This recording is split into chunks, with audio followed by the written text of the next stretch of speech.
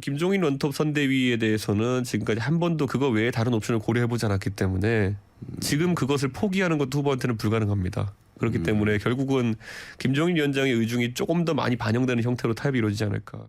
그 권성동 사무총장에 대해서는 이제 김 위원장님과 논의나 합의가 좀 된 것 같은데 분야별 총괄본부장 인선은 혹시 조금 의견이 일치되는 게 없었어요? 아니 지금 잘 원만하게 진행되고 있고요.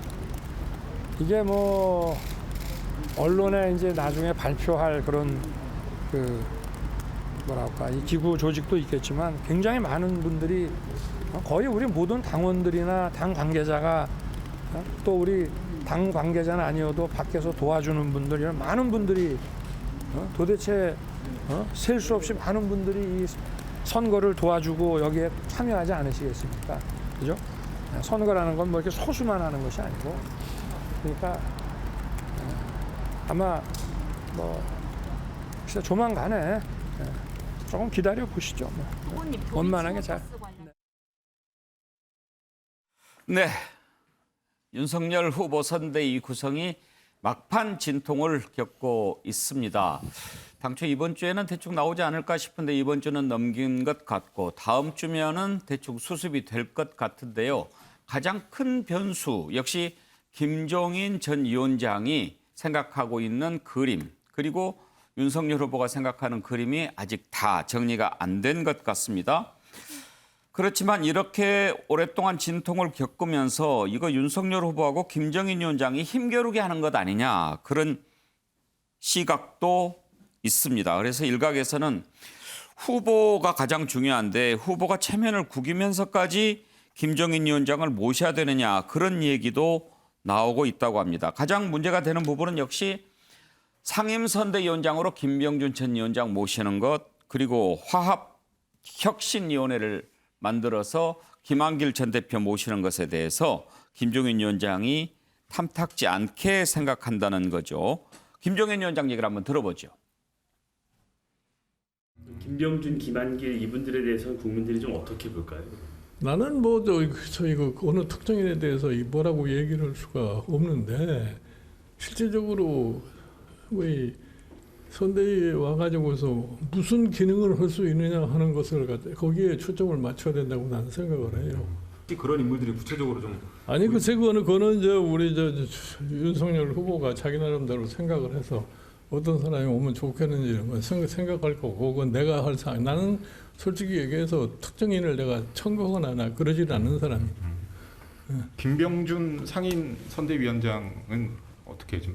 나는 솔직히 모르겠어요. 상임 선대위원장이 뭐 때문에 필요한지를 내가 잘 이해를 못하는 사람이기 때문에 그 점에 대해서는 내가 윤석열 후보한테 분명히 얘기를 했어요. 그러면 그런 상임 선대위원장이란 자리를 만들고 김병준 위원장이 오늘 아니 그게 종전에 없던 일을 할 수가 없잖아요. 종전에 뭐 난 상임위원 선대위원장이라는 건 과거에는 들어본 적이 없어요. 정태근 의원, 상임선대위원장 되게 당 대표가 맞는 거 아닌가요? 과거에 이명박 선대위 때도 그렇고 박근혜 선대위 때도 그렇고 상임선대위원장이 없었습니다. 뭐 민주당 같은 경우는 있었는지 모르겠습니다만 조금 전에 제가 여기 들어오기 전에 기사를 확인하니까 윤석열 후보 측에서 이제 큰 틀의 합의를 봤다고 얘기를 하고 또 김종인 전 비대위원장 측의 한 인사가 김종인 비대위원장이 그 김병준, 김한길 전 두 대표를 거부하는 것이 아니고 거기에 큰 의미를 두지 않는다. 뭐 이렇게 얘기를 했다라고 지금 보도가 난 걸 봐서는 어느 정도 합의점을 찾아가고 있는 거 아닌가 보여지고요. 제 입장에서 제가 예를 들면 윤석열 후보의 참모라고 한다면 그러니까 이제 민주당의 선대위에 대한 좀 반면 교사가 있어야 된다고 보여지거든요. 그러니까 메모드급을 구성하는 게 문제가 아니고 뭔가 참신하고 국민들한테 좀 다가갈 수 있는 그런 좀 선대위를 구성하는 것. 거기에 오히려 좀 초점을 맞추는. 예를 들면 과거에 이제 이명박 선대위 같은 경우가 아무래도 이명박 그 후보가 대기업 출신이고 뭔가 그 당시에 당이 이제 부자 정당 하니까는 어떻게 선대위를 구성했냐면 예를 들면 그 바이오벤처를 하는 40대 여성을 공동선대위원장에 앉히고 뭐 포항공대 총장을 했던 분을 앉히고 뭐 이런 식으로 구성을 했거든요. 그래서 어떻든 후보 같이 보자 하면서 선거를 치를 그 면면들을 뭔가 좀 새롭게 했으면 좋지 않겠는가 예. 이런 생각을 하나 갖고 또 한 가지는 선대위를 구성하는 것을 윤 후보 측에서 쭉 다 준비할 게 아니라 뭐 총괄 선대위원장이나 공동 선대위원장 몇 명을 지정하시고 예. 그리고 이제 총괄 본부장 정도를 지정하시면 거기서 이제 실제로 나머지는, 선대위를 구성하도록 말씀을 예. 해주셨으면 예. 이전에 또 이제 그 윤석열 후보가 얘기했던 인사 방침에도 좀 부합됐을 텐데 너무 이제 두 분의 갈등이 좀 지나치게 부각되는 식으로 보도가 그래요. 되는 게 조금 좀 부담스럽긴 합니다. 이상일 의원 네. 아무래도 지금 뭐 이런저런 얘기가 나오다 보니까 뭐 플랜 B 얘기까지 나옵니다. 뭐 이러다가는 김종인 위원장 빼고 이렇게 가는 거 생각해 봐야 되는 거 아니냐 그런 얘기까지 나오던데 분위기가 그 정도입니까? 저도 기사는 봤습니다. 그런데 저도 기자 출신이지만 기자들의 약간의 상상력이 가는 아 그래요? 내용이 아닐까 싶고요. 예. 이견을 후보하고 김정인 전 위원장이 계속 대화를 하면서 좀 좁혀가는 지금 과정에 있다. 그러면 그러니까 잘 좀 될 거라고 보십니까? 저는 결과적으로는 잘 될 거라고 예. 생각하고요. 사실은 우리 이제 정태근 의원님도 말씀하셨지만 이 선대위의 구성에 이제 어떤 모습이 그러니까 선대위가 좀 민주당과 달리 효율성 지금 김정인 위원장께서 기능을 강조하시는 게 이제 선대위가 캠페인에 있어서 굉장히 좀 효율적인 기능을 해야 된다는 이런 예. 취지. 근데 이제 그 효율성의 문제를 이제 김정인 위원장께서는 또 강조하시는 것 같고 후보는 좀 다양성의 무게를 좀 더 두지 않나. 그래서 김한길 전 대표 같은 분도 사실은 민주당 출신이시고 국민 통합을 위해서 기여하실 부분이 있고 김병준 전 위원장도 사실은 우리 정책 비전과 관련해서는 역할하실 공간이 있기 때문에 예. 이런 다양성을 같이 가미하는 이런 과정에서 지금 진통이 좀 있다 이런 생각하고 있습니다. 아무튼 뭐 지금 나오는 갈등은 크게 김종인 위원장이 생각하는 것이 있는데 거기에 이제 윤석열 후보가 김병준 위원장, 김한길 전 대표를 끌어들이려고 하는 과정에서 생긴 갈등이라고 볼 수 있죠.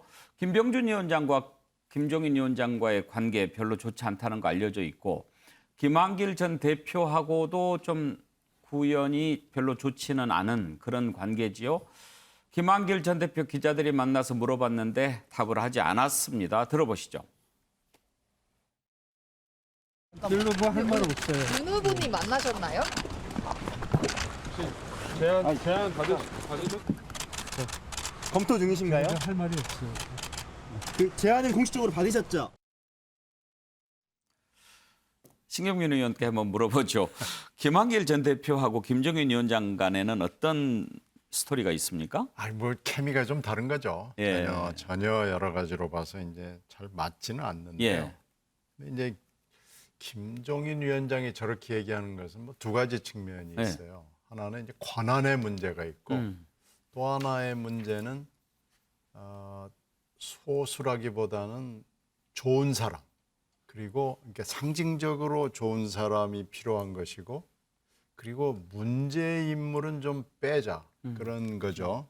그래서 이 두 가지 문제에 있어서 윤 후보하고 지금 상충이 되는 건데 이건 결국은 아마 후보 뜻을 존중을 하지 않을 수가 없는 거고요. 예. 플랜 B 얘기가 슬쩍 언론을 통해서 나오는 것은 기자들의 잘못이라기보다는 압박 수단으로 예. 지금 보이고요. 그런 점으로 봤을 때는 이제 주말에 밀당을 거쳐서 결국은 뭐 타협이 되겠죠. 예. 그러나 이 원칙, 김종인 위원장이 얘기하는 원칙을 100% 관철은 지금 어려워 보이지만 어느 정도 관철이 돼야 김종인 위원장이 안착할 수 있을 것으로 판단됩니다. 예. 지금 뭐 이런저런 얘기가 나오니까 권영세 의원은 뭐 아직 다 정해지지는 않았지만 지금 나오는 이름이 공교롭게 다 김씨입니다. 김종인, 김병준, 김한길. 그런데 이렇게 3김으로 가는 건 아니고 김종인 위원장은 좀 격이 다르다 이렇게 해명을 합니다. 들어보시죠. 지금 김한길 그다음에 그 김병준 이 두 분은 합류하는 게 결정이 된 걸로 봐도 되는 겁니까? 글쎄요, 저는 어떤 형식으로 참여를 하시든지 참여하실 거라고 봅니다. 그러면 제가 아까 큰 전제는 제가 뭐 내부자라서 논의에 참여한 거는 아니기 때문에 모르겠지만 그런 분들은 참여를 시키는 게 옳다고 보기 때문에 그럼 삼김 체제 이런 식으로 벌써 표현을 하던데 타이틀상으로 보더라도 예. 그 지금 이제 논의되는 자리가 김한길 전 대표는 뭐 국민통합 쪽이고 그다음에 뭐 김병준 그 전 비대위원장은 뭐 그 상임선대위원장이거나 아니면은 이제 미래전략이라든지 이런 부분 아니겠습니까? 근데 그 논의되는 타이틀로 기준으로 본다면은 김종인 비대위원장은 총괄선대위원장 아닙니까? 동급은 아니다. 그렇지요. 근데 이제 삼김이라고 얘기하면은 우리 또 김종인 비대위원장님께서 어떤 반응을 보이실까? 예, 상당히 윤석열 후보 쪽에서도 중요한 역할을 하고 있는 권영세 의원이 저렇게 얘기를 했다면 아마 그렇게 정리가 되지 않았겠나 추측해 볼 수 있습니다.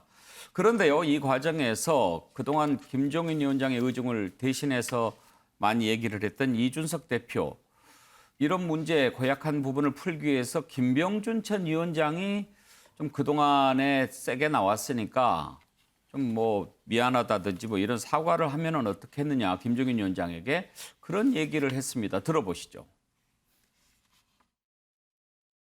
삼김 체제라는 것은 이른바 그 삼두 체제라는 뜻이 되는 거잖아요. 예. 근데 김종인 위원장이 그걸 용인합니까? 그건 좀 언론에서 이렇게 이 논쟁을 불러일으키기 위해서 그러면 제 생각에는 그분 개인이 노력해서 좀 풀어야 되는 부분들이 있습니다.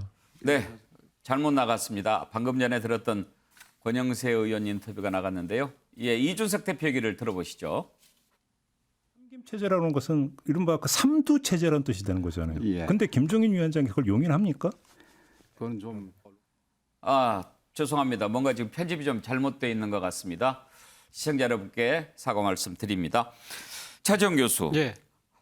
이준석 대표가 김병준 위원장이 좀 이렇게 잘못했다라는 의사표시를 하면 네. 해결되지 않겠느냐라고 그런 얘기를 했는데 지금 윤석열 후보가 김병준 위원장을 모시는 거잖아요. 김병준 위원장이 나 좀 시켜주세요 하는 게 아니고 그거 좀 이상하지 않나요? 뭐 이준석 대표 입장에서는 아마 지금 그 김종인 전 비대위원장이 그러니까 이 좀 마음 모든 것을 내려놓고 흔쾌하게 선대위에 들어오기 위해서는 그 이전의 인간적인 관계에서 약간은 좀 맺혀 있는 부분들에 대해서 이 원인을 제공한 분들이 먼저 앞장서서 뭔가 좀 매듭을 푸는 것이 필요하지 않을까라는 차원에서 이야기를 하고 있는 것 같습니다.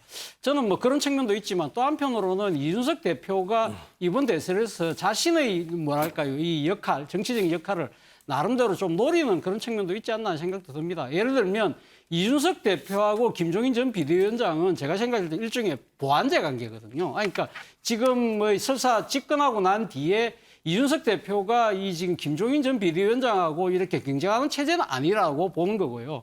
아마 이 정권을 새로 만들어가는 과정에서 상당히 아마 역할을 분담해서 뭔가 이 자기만의 역할이 있을 거라고 생각을 하는 것 같아요. 그런데 반면에 이 지금 김병준 비대위원장이 뭔가 역할을 할 경우에는 일종의 보완제가 아니라 대체제의 역할이 될 가능성이 있다는 생각을 아마 뭐 정확하게 속내는 알 수 없지만 제가 이렇게 이 옆에 곁에서 봤을 때는 그런 의미에서의 약간의 견제구도 지금 날리고 있는 것이 아닐까라는 생각이 듭니다. 예, 쭉 이렇게 살펴봤습니다만 주말에 어떤 변화가 있을지는 모르겠습니다. 그러나 오늘까지 정리한 내용을 보면 확실하게 다 정리가 끝난 것은 아닌 것 같습니다. 김종인 위원장 얘기도 좀 다르고 이번에 이제 국민의힘 사무총장으로 임명된 권성동 의원의 얘기도 권성동 의원은 다 됐다 뭐 이렇게 얘기하지만 김종인 위원장 말은 그렇지 않습니다. 이것만 봐도 아직 다 안 끝났다는 걸 알 수가 있는데요. 두 사람 얘기를 한번 들어보시죠.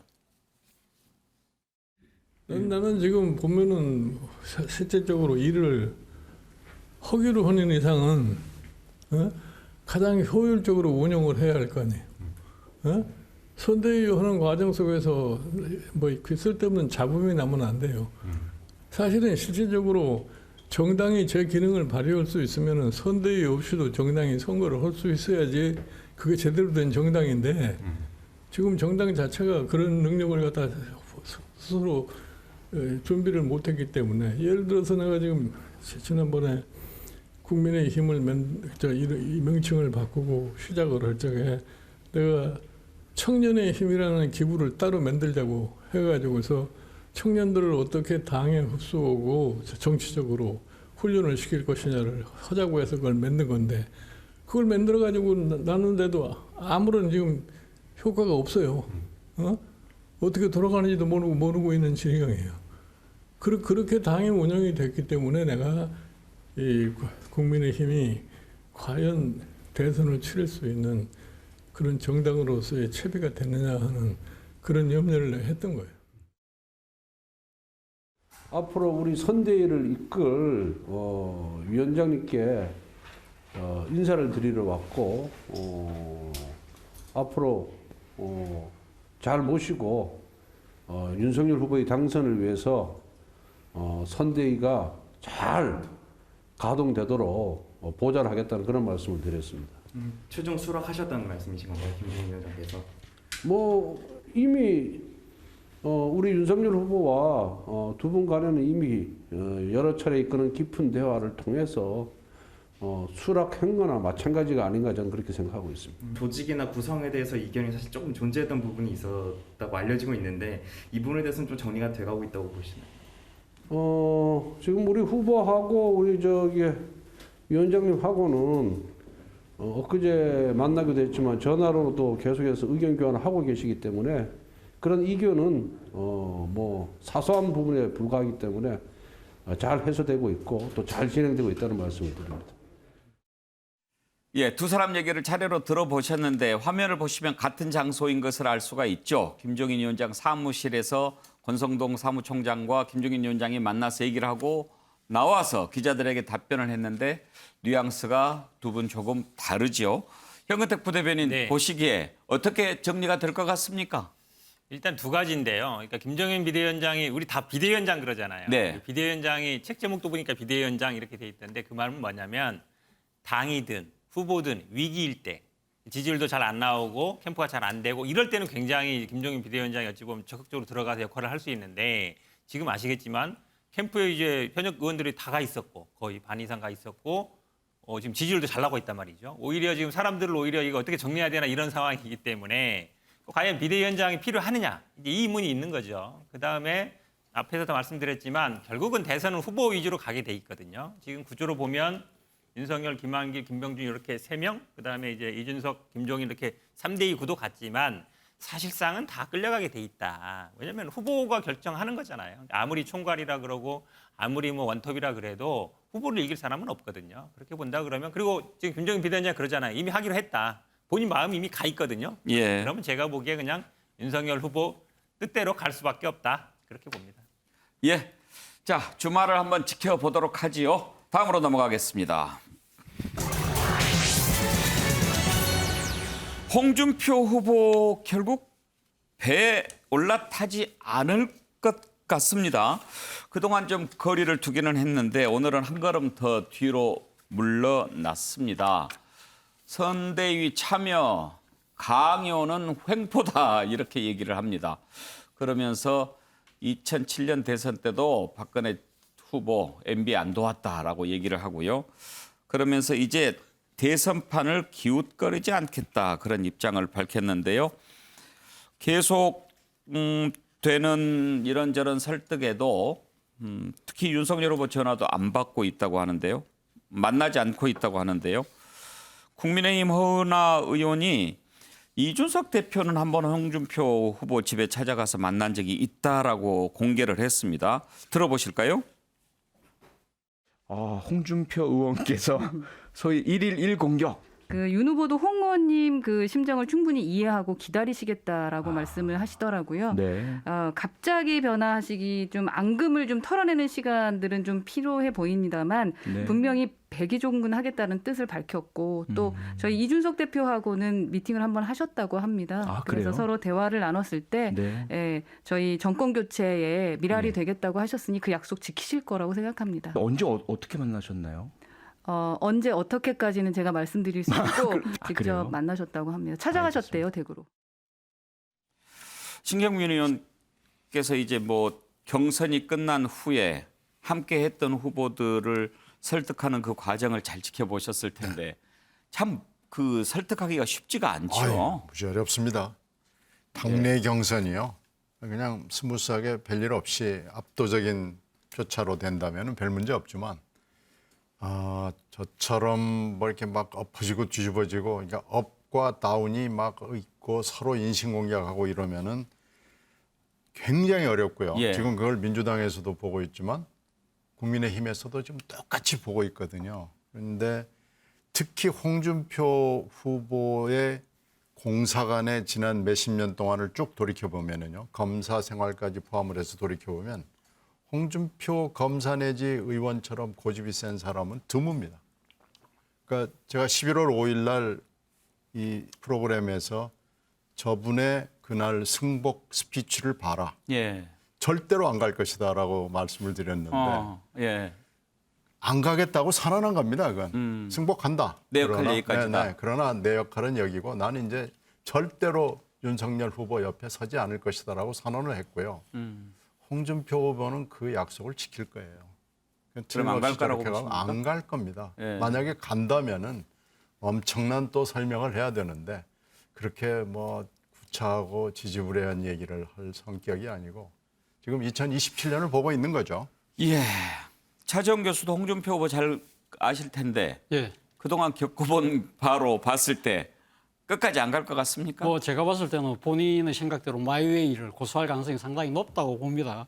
뭐 그 이유 중에는 아마 본인 스스로가 이번 윤석열 후보가 대통령 후보로서의 자격이 있느냐에 대해서 상당히 그때 경선까지 상당히 많이 그러니까 공격을 했지 않습니까? 그렇기 때문에 자신이 뱉어난 말이 있기 때문에 이제 와서 이렇게 이 후보로 옹립을 해서 뭔가 열심히 돕는다는 것 자체가 아마 본인 스스로 명분이 잘 안 쓴다고 생각하고 있는 것 같고요. 그리고 앞서 말씀하신 것처럼 2027년을 아마 지금 내다보고 계신 것 같아요. 그래서 과거 이 이명박 박근혜 이 두 사람이 상당히 경선을 해서 박근혜 후보가 졌지 않습니까? 그러면서도 여당 내에서 야당으로서 역할을 하면서 상당히 차기를 도모했던 그런 부분들 아마 내심 벤치마킹하고 있는 것 같아요. 그리고 지금 본인은 물론 박근혜 당시 후보만큼 조직은 없지만 지금은 2030을 통한 소위 말해서 이렇게 이런 여론을 모을 수 있는 미디어 환경이 상당히 좋지 않습니까? 그래서 그런 부분들을 지금 노리고 있는 것 같고요. 예. 그렇다고 한다면 저는 이럴수록 윤석열 후보가 좀 더 적극적으로 움직일 필요가 있다. 아까 이준석 대표가 찾아갔다는데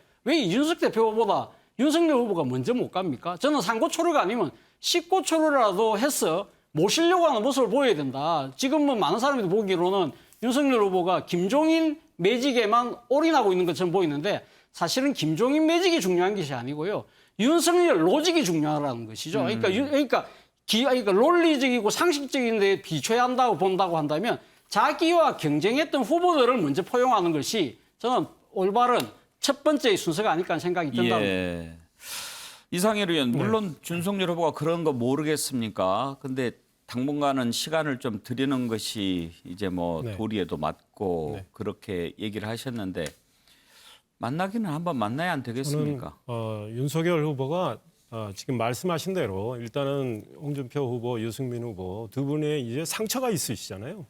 이제 상처가 좀 아물기 위해서는 시간도 필요하고 그래서 이 시간을 드리는 거고 또 계속 이렇게 너무 이렇게 급작스럽게 다가가면 그분들도 부담이 되고 자꾸 뿌리치게 되면 그분들 이미지도 또 나빠질 수 있거든요. 그래서 상당히 배려를 하고 있다. 그리고 선대위가 꾸려진 다음에 아마 더 이제 그때는 시간이 좀 지난 상황이니까 더 다가가려고 노력을 하실 거라고 생각하고 홍준표 후보가 2027년 이렇게 이제 언론도 관측을 하는데 지금 만약에 이런 모습으로 계속 갈 경우에 지지층이 뭐 한결같이 그대로 있는 건 아니거든요. 그래서 저희 당의 당원들도 다 보고 계셔요. 그래서 이런 모습이 어떻게 비칠지 또 홍준표 후보 정치 오래 하셨기 때문에 저는 많은 생각을 하실 거고 결국 정권 교체를 위해서 어떤 형식으로든 저는 홍준표 후보께서 역할을 하실 거로 생각을 하고요. 홍준표 후보가 지금 2007년 말씀을 하셨는데 하나 교정할 것은 27년? 2007년. 아, 옛날? 네. 예. 이명박, 박근혜 두 분 경선 때 1.5%포인트 차이로 정말 간발의 차이로 박근혜 후보가 이제 소위 후보가 못 되고 깨끗한 승복을 했죠.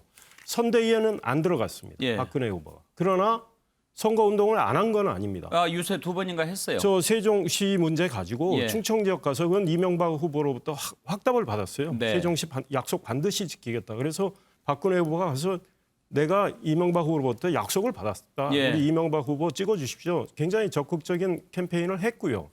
그래서 이명박 후보 당선이 되고 세종시를 수정하려고 했을 때 박근혜 당시 한나라당 대표가 이미 본인이 이명박 후보 약속을 받아가지고 충청 도민들께 드린 말씀이 있기 때문에 이건 수정하면 안 된다 이렇게 했던 겁니다. 그래서 예. 박근혜 후보도 당시 열심히 캠페인을 했거든요. 그래서 저는 홍준표 후보도 나중에 도우리라고 생각하고 무엇보다 홍준표, 유승민 후보 다 도왔던 분들이요. 지금 선대위에 참여해서 정권 교체에 일익을 담당하고 싶어 합니다. 그런데 그분들을 홍준표 후보가 가만히 계시고 유승민 후보도 가만히 계시면 그분들 사이에 동요가 일어납니다. 그래서 그분들께도 적극적으로 당의 캠페인에 참여해서 꼭 대선 승리를 이루도록 하라는 메시지도 아마 저는 주시리라고 생각합니다. 정태근 의원, 이 정도면은 윤석열 후보 주변에서 뭐 그냥 포기하고 출발해야 되겠습니다. 그런 말 나오지 않겠어요? 윤석열 후보 주변에서는 지금 뭐 이준석 대표가 했던 것처럼 예를 들면 뭐 우리 권성동 사무총장을 비롯해서 계속 그 홍준표 의원 집으로 찾아가야죠. 찾아가야 되는 거고 저는 뭐 선대위에 참여 안 할 수는 있습니다. 근데 조금 전에 우리 이제 이상일 의원 말씀하셨던 것처럼 뭐 박근혜 대표도 유세를 했었고 2007년에 홍준표 후보도 그 당시에 이제 후보로 나왔었거든요. 그래서 실제로 홍준표 후보가 2007년도 이명박 후보의 유세를 거의 그 선거 본격 시작할 때쯤 와서 하셨어요. 그래서 제가 봤을 때는 뭐 지금 당장 막 재촉을 해가지고 선대위에 참여하니 많이 이거보다도 윤 후보도 뭐 가급적 시간 되는 대로 홍준표 후보를 좀 찾아가서 만나시는 게 예. 필요하고 그러면 저는 뭐 본선 캠페인 하기 전까지는 해결될 거라고 보여지는데. 알겠습니다. 이것도 역시 주말을 또 지켜보죠. 다음으로 넘어가겠습니다.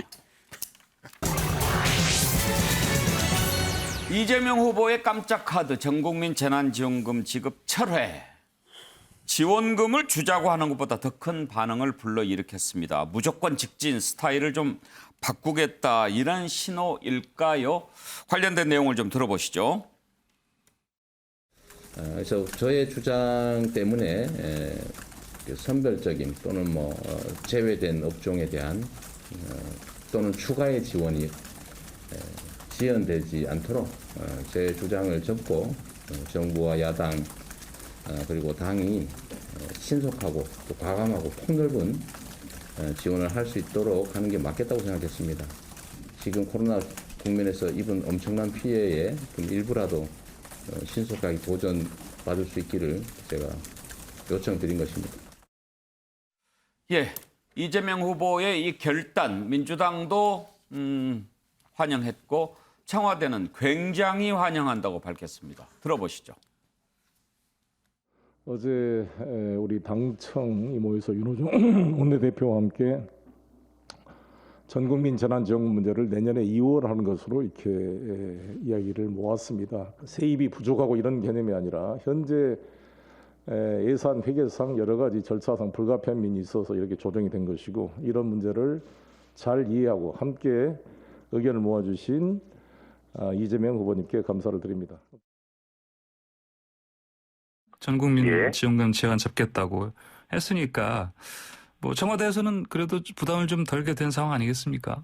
뭐 그런 것에 대해서 일일이 청와대가 부담을 갖거나 그럴 필요는 없다고 생각합니다. 그렇게 논의를 해주시고 정치권에서 많은 의견들이 용광로처럼 모여지고 녹여져서 아마 문재인 정부보다 더 나은 다음 정부를 그렇게 탄생하기를 국민들께서 바라고 계실 겁니다. 국민들의 어떤 의견에 많은 귀를 기울이고 또 그렇게 더 나은 공약이나 비전을 제시하는 것은 굉장히 환영할 만한 일이다. 그렇게 생각을 합니다.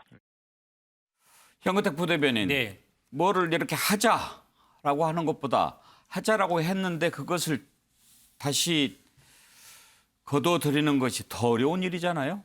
그렇죠. 뭐 이 전국민 재난지원금 나올 때마다 항상 문제가 됐던 거 오늘도 나왔잖아요. 그러니까 결국 추가 세수가 얼마냐 이거 갖고도 결국 논쟁이 됐잖아요. 10조냐 19조냐. 결국은 뭐 19조가 맞는 얘기였던 것 같은데 근데 뭐 이게 하다 보니까 근데 이제 세수 문제 정부 여당과 또 후보와의 대립으로 보이고 그다음에 야당도 반대하고 또 사실은 여론도 별로 좋지 않고요. 그렇다 본다 그러면 사실은 완전 이제 안 하겠다는 게 아니라 일단 급한 거 소상공인 손실보상도 먼저 하자. 왜냐하면 이건 야당도 찬성하고 있으니까. 그다음에 이제 내년에 하면 된다라는 거라서 뭐 완전히 뭐 철회했다는 건 아니고요. 일단 현실적인 타협을 했다 이렇게 보는 게 맞는 것 같습니다. 신경민 의원 이걸 두고 이제 여당에서는 아주 후보가 유연한 모습을 보여줬다라고 하지만 또 야당은 입장이 다르지 않습니까? 그렇죠. 어떻게 평가하십니까? 뭐 플러스 마이너스가 분명히 있어서 뭐가 플러스가 더 많은지 마이너스가 더 많은지 그건 뭐 좀 잘 복잡해서 모르겠지만요. 또 성격을 놓고도 이게 포기냐, 철회냐, 후퇴냐, 아니면 유보냐 이걸 가지고 지금 논란이 있죠.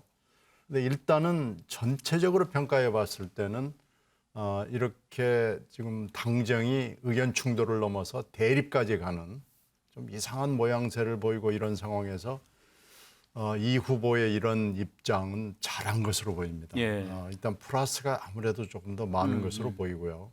그리고 왜 이렇게 됐냐 하는 것은 여론이 이 전국민 재난지원금 문제에 대해서 매우 부정적입니다. 이 매우 부정적인 것을 지금 지지도 문제도 매우 아주 첨예한 상황에서 이걸 계속 몰고 끝까지 간다는 것은 현명한 일은 아니고요. 아주 굉장히 유연하다는 평가를 듣는 동시에 좀 잘한 결정 아닌가 이렇게 판단합니다. 정태근 의원, 국민의힘에서는 반대 입장이었죠 그동안에. 그럼요. 그러면은 만약에 철회한다고 그러면은 그 잘했다 우리말 들어서 그렇게 칭찬해줘야 되는 거 아니에요? 아니죠. 왜냐하면 이렇게 중대한 문제를 제기했다가 바로 3주 만에 철회를 한다. 이렇게 나라가 운영될 수는 없는 거잖아요. 그러니까 사실은 철회 정도를 하게 되면 사실은 이재명 후보는 국민들한테 좀 사과를 해야 됩니다. 죄송하다고. 지금 앞서 우리 김동연 후보 나와서도 제가 말씀드렸습니다만 지금 굉장히 큰 문제는 소득 격차가 커지고 있는 거거든요. 이 소득 격차, 소득의 양극화 문제를 해소하기 위해서 취약계층에 대한 한계계층에 대한 집중적인 지원이 필요한 시점이고 그래서 예를 들면 윤석열 후보 같은 경우에는 부족한 손실보상 자영업자를 중심으로 해서 하자 이런 얘기를 한 거 아니겠어요? 그리고 지금 연말에 계속 물가 상승에 대한 압력이 계속 높아져 가고 있는 거예요.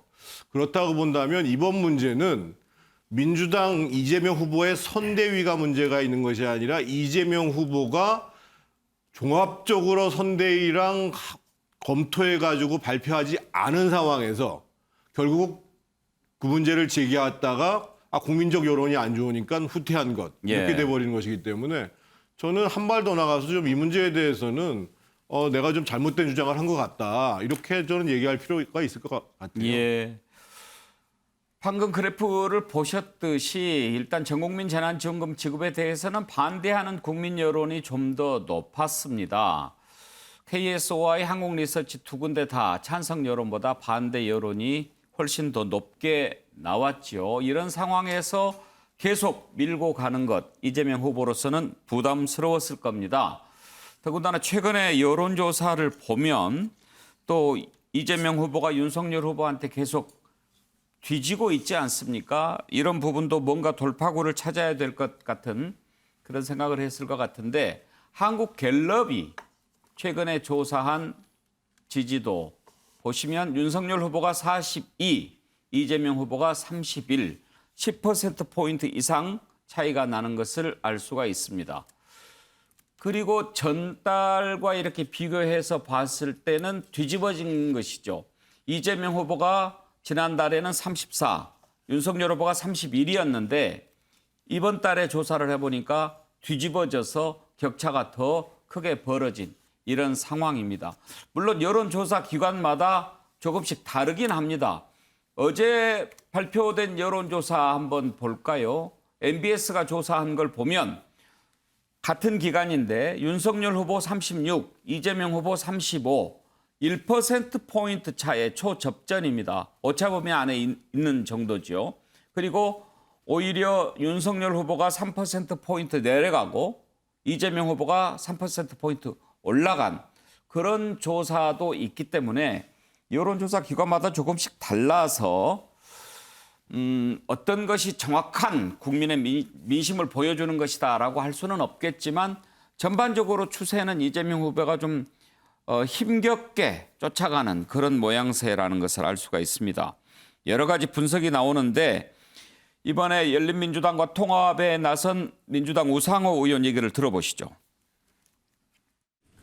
지금 이재명 후보의 지지율이 좀 답보 상태에 있고 선대위에 대한 여러 가지 지적이 있습니다만 지금 구도 개편기입니다. 그렇기 때문에 지금 윤석열 후보 측도 선대위의 여러 인사들을 포함시키기 위해서 노력하고 있는 것처럼 저희 더불어민주당도 우리와 함께할 수 있는 세력을 다 같이 통합시키고 연대하고 그 구도를 넓히기 위한 노력을 지금 하고 있는 양 후보 측이 다 똑같이 지금 이 작업을 하고 있는 단계이죠. 그런 측면에서 본다면 개별 인사의 영입보다는 당대당 통합이 훨씬 더 큰 시너지를 낼 것이다. 저는 그렇게 보고 있습니다. 차정 교수, 그러니까 이제 당대당 통합해서 뭔가 시너지 효과도 노리고 그다음에 무리하게 국민 여론 저항 받아가면서 추진했던 재난지원금 지급 카드 철회하고 막 이러는 게 어떻게 해서든지 좀 벗어나 보려고 하는 그런 노력 아니겠습니까? 그렇죠. 뭐 일종의 지금 그러니까 지지율이 정체되어 있는 현상을 타파하려는 나름대로의 뭐 일종의 정치적 몸부림이라고 할 수 있는데요. 저는 뭐 일단 이 재난지원금 부분에 대해서 이렇게 처리한 부분은 저는 잘했다는 생각이 듭니다. 우리가 뭐 많이 하는 이야기 중에 민심 이기는 정치는 없다는 거거든요. 그러한 부분들에 대해서 이재명 후보의 상당히 독선적인 그런 측면들을 많이 비판하는 사람들이 많은데 이재명 후보도 상당히 민심의 그 목소리는 귀를 기울이는 모습을 보이네 하는 측면에서 본다고 한다면 뭐 저는 상당히 잘했다는 측면도 있지만 그러나 또 내부적으로는 상당히 고민도 있을 거예요. 예를 들면 지금 이재명 후보의 일종의 신화라는 게 있잖아요. 이재명은 합니다는 게 캐치프레이즈인데 이재명 후보가 지금 내세웠던 큰 이 아젠다가 스스로 이렇게 걷어들이는 모습이 이재명 후보도 안 되는 게 있네? 이러한 부분들이 지지층들이 상당히 흔들릴 수 있는 그런 분위기가 될 수 있는 것이고요. 그리고 또 열린민주당과의 합당도 사실은 저는 뭐 총선이 끝나고 나서 바로 하는 것이 맞다는 생각이 드는데 그렇다고 한다면 이제 와서 하는 것이 과연 시너지 효과가 있을까? 열린민주당 같은 경우는 아무래도 지난번 조국 사태 때 아주 강력하게 조국 전 법무부 장관을 그러니까 지지했던 세력들이라고 한다면 이러한 세력들과 손을 잡았을 때 중도 외연 확장에 있어서는 과연 플러스가 될까라는 생각이 든다는 겁니다. 예. 자, 끝으로 지금 이런 과정에서 가장 중요한 변수가 될 수 있는 대장동 의혹 관련 특검 얘기 한번 해보겠습니다.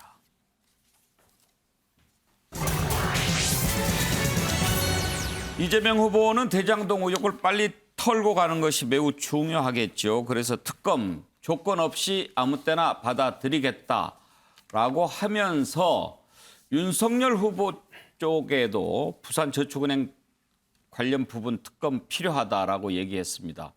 윤석열 후보 물귀신 작전이냐? 그래도 양쪽으로 다 하겠다면 하자라고 나왔습니다.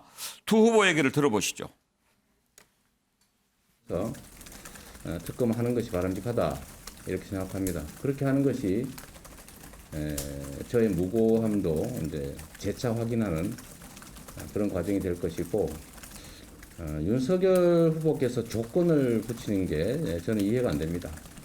본인이 잘못한 게 없으면 피할 이유가 없죠. 잘못을 인정한다면 빼야 되겠지만 본인이 잘못한 게 없다면 그건 빼고 하자 이런 주장은 하지 않으실 걸로 생각합니다. 국민들 대다수가 이런 특검을 거론하고 있는데 해야 된다고 생각하는데 이 특검을 안 받고 선거를 할 수 있겠습니까? 뭐 쌍으로 가겠다면 가져가라 이 말이죠. 고발 사주랑 같이 가자. 뭐 무슨 부산저축은행 뭐 하는데 과도하게 조건을 갖다 들이대서 물귀신 작전을 하면 그거는 특검이 제대로 되지를 않아요. 예, 윤석열 후보 쪽에 이상일 의원, 이재명 후보 쪽에 현근택 대변인 두 분 다 나와 계신데 어떤 분 얘기를 먼저 들어볼까요? 현근택 대변인께 먼저 지금 이재명 후보가 제안한 것을 윤석열 후보는 물귀신 작전이다라고 얘기를 합니다. 어떻게 생각하십니까? 일단 저는 왜 물귀신 작전인지 모르겠습니다. 왜냐하면 뭐 지금 쌍특검 얘기하는데 그건 관련 없는 얘기고 고발사준 관계는 없는 얘기고 사실 이제 재장동 관련된 건 다 해야 되는 거예요. 지금 이제 아마 윤석열 후보나 국민의힘 측에서는 이재명 후보 배임과 관련된 것만 하자. 저는 약간 이런 뉘앙스로 익힙니다. 직접 그렇게 말은 안 하고 있지만. 근데 지금 뭐 55클럽 얘기 나온 지 벌써 몇 달 지났거든요. 잘 안 되고 있죠. 박영수 뭐 100억 얘기도 잘 안 되고 있죠. 이게 사실은 다 관련돼 있는 겁니다. 박영수 100억도 물론 원전이 모르겠지만 결국은 윤석열 후보가 부산저축은행 할 때 변호인이 됐다는 얘기가 있기 때문에 관련된 게 아니라는 얘기거든요. 또 집을 사준 것도 있고 아버지 집을. 그러면 결국 대장동 처음부터 저는 아마 이게 2004년 정도부터 될 것 같은데 뭐 시효가 남아있는 거라면 다 해야 된다. 그러니까 대장동 관련된 의혹을 전부 하는 게 맞는 것이지 이건 빼고 저건 빼고 할 필요가 없다. 저는 뭐 기본적으로 그런 생각 갖고 있습니다. 올바른 제의라고 생각하십니까? 네, 올바른 제의라고 보고 있습니다. 그런데 왜 윤석열 후보는 그걸 물귀신 작전이라고 얘기하죠? 지금 국민들이 저는 다 아신다고 생각을 해요. 지금 국민들의 최대 관심사는 대장동 게이트고 그 대장동 게이트는 이재명 게이트가 아니냐라는 여론이 압도적으로 높습니다. 아무리 이재명 후보 측과 민주당이 국민의힘 게이트라고 해도 국민들은 그렇게 안 봐요. 여론조사로 다 확인이 되고 있어요. 그런데 지금 이재명 후보와 민주당 태도가 어떻게 됐습니까? 처음엔 특검 완강히 반대였어요. 지금 검찰 수사로 충분하지 않느냐, 뭐 무슨 특검이냐. 그러다가 이제 여론이 계속 그럼에도 불구하고 특검 여론이 커지니까 입장을 좀 바꿨죠. 이재명 후보가 조건부 특검을 내걸지 않았습니까? 검찰 수사가 미진하다면 뭐 특검하겠다. 그리고 뭐 고발사주 의혹 같이 하자. 아니, 윤석열 후보 다 해라. 고발사주 의혹도 쌍특검 하자. 지금 부산저축은행 사건을 또 들고 나왔는데 민주당이 그것도 할 때면 하라. 어이가 없는데 이제 이런 입장입니다. 그래서 지금 이재명 후보는 특검까지 오는데 많은 길을 거쳐서 왔어요. 그리고 지금 특검을 말씀하시지만 정말 특검을 할 의지가 있는지 저는 물음표를 제기하고 싶은 게 여론이 지금 안 좋으니까 특검 이야기를 하시는데 앞으로 민주당과 국민의힘이 특검을 위해서 협상할 거 아닙니까? 민주당이 어떤 태도로 나오는지 국민이 보실 거예요. 정말 특검에 의지가 있다면 내일이라도 합의 끝낼 수 있습니다. 민주당 아마 제가 보기에 또 시간 끌 가능성이 있기 때문에 이재명 후보의 특검 이야기의 진정성은 민주당 원내대표단의 태도를 보면 알 수 있다. 그다음 부산저축은행 사건은요. 2011년 수사를 한 건데 당시 133명의 수사팀이 구성이 됐고 3,300여 명의 사람들을 조사를 했고 수사의 본류는 부산저축은행이 차명법인을 만들어서 투자해서는 안 되는 법으로 불가능한 부동산 개발업에 투자를 해서 배임이 되는 겁니다. 그 당시 많은 특수목적 법인에 부산저축은행 대출이 나갔는데 그 대출의 범죄 혐의에 대해서는 단서가 안 나와서 일일이 하질 않았어요. 그러다 부산저축은행 부실이 누적이 돼가지고 2014년에 애금보험공사가 수사를 의뢰를 해서 그 소위 대출 알선 문제까지 나온 겁니다. 근데 그 당시 2011년은 시기적으로나 내용적으로 2015년에 이재명 성남시장이 추진했던 대장동 게이트하고는 전혀 다르다. 네. 이거를 섞으려고 하니까 물귀신이고 물타기가 되는데 저는 예. 수사를 통해서 특검을 통해서 다 밝혀내면 된다고 생각합니다. 알겠습니다. 잠깐 말씀드릴게요. 네. 자꾸 뭐 관련을 지으려고 하는데 그 당시에 이제 조사를 다 했어요. 했는데 기소가 안 됐죠. 근데 2015년에 조사할 땐 다 기소가 된 거죠. 근데 왜 어쨌든 그 당시에 박영수가 껴있단 말이죠. 지금도 껴있고 어쨌든 100억의 문제가 나오는 거잖아요. 그러면 이걸 넣고 빼자 할 시 대장동 관련된 의혹 제기된 거는 다 하자라고 하면 되는 거예요. 거기서 뭘 넣고 뺄 게 뭐가 있겠습니까? 지금 다 하자는 거예요. 윤석열. 신경민 의원 하라는 보시기에 특검 잘 될 것 같습니까? 잘 되겠어요. 이렇게 수사의 범위다 대상이다 놓고 하다가 보면 이게 날 새고 날 집니다. 하여튼 뭐 다들 뭐 여러 가지 얘기를 하지만 조건 없이 무조건 하자. 그 무조건도 또 협상을 해야 되기 때문에 하여튼 지금 이게 정치 공방으로 계속하고 있고요. 예. 다음 주에 있을 그 기소 결론을 일단 공소장 보고 또 협상하고 이러다가 보면 글쎄 3월 9일까지 어디까지 갈 수 있을지 전혀 짐작이 가지 않습니다. 그러면 차지영 교수 특검을 통해서 실체적 진실을 다 규명을 못한 상태에서 대선을 치르게 된다면 이 부분이 어떻게 작용할 것 같습니까? 글쎄요. 그러니까 지금 뭐 여러 가지가 정치 일정을 본다고 한다면 지금 특검 수사 결론이 나오기 전에 지금 먼저 투표가 진행되는 상황인데요. 뭐 그렇기 때문에 상당히 영향이 없다고도 볼 수 있지만 저는 일단 특검이 출범하면 특검이 상당히 나름대로 아마 진실을 규명하기 위해서 열심히 할 거거든요. 그 과정에서 상당한 진실이 드러나지 않을까. 그렇다고 한다면 그러한 부분들이 굳이 수사 결론이 내려지지 않는다 하더라도 저는 충분히 유권자들에게 미칠 영향이 크다는 생각이 듭니다. 최종 결과가 안 나와도. 예, 안 나온다 하더라도. 정태근 의원 전망 들어볼까요? 이것을 이렇게 시간을 끌어온 이유가 사실은 민주당이나 이재명 후보가 대선 전에 이것이 수사가 되지 않도록 하기 위해서 시간을 끌어온 거라고 봐야 되는 거 아닌가요? 근데 국민들은 도대체 천화동인이나 화천대유라고 하는 사람들이 그렇게 특혜 수의 계약에 의해서 땅을 분양받아가지고 과도한 이익을 얻는 과정에 있어서 성남시와 이재명 시장이 책임이 없느냐, 이 문제를 알고 싶어 하는 거거든요. 저는 뭐 이미 영향은 미쳤다고 보여지고 아마 특검 결과가 나오지 않는다고 하더라도 제가 봤을 때 이제까지의 과정으로 보면 저는 뭐 이재명 후보가 그렇게 당당할 수는 없다고 보여집니다. 네. 과연 또 특검이 언제 시작이 될지, 그 수사 결과가 나오기 전에 선거가 치러진다면 또 어떻게 될지, 이런 부분도 앞으로 계속 좀 논의를 해봐야 되겠군요.